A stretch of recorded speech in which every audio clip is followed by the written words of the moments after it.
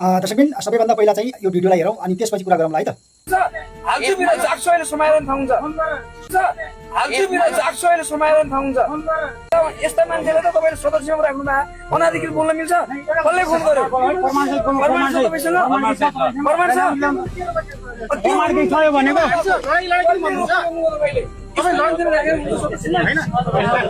मानवले रोकेको प्रमाण के छ? हजुरसँग केही छ सर?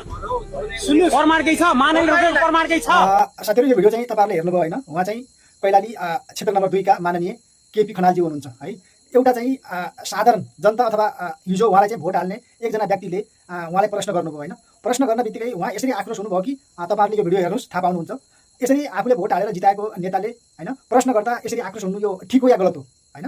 तपाईहरु आफै यसलाई चाहिँ मूल्याङ्कन गर्नु होला है। मलाई चाहिँ यो ठिक लागेन हैन। हिजो चाहिँ उहाँलाई चाहिँ भोट हालेर जनताले हैन माथि सदनमा पुर्याए। आज चाहिँ आफ्ना गुनासाहरू सामान्य तरिकाले राख्दाखेरि यसरी चाहिँ उहाँ आक्रोश हुनुभयो। यो चाहिँ ठिक हो या बेठिक हो, तपाईहरुको आफ्नो धारणा पनि राख्नु होला है त।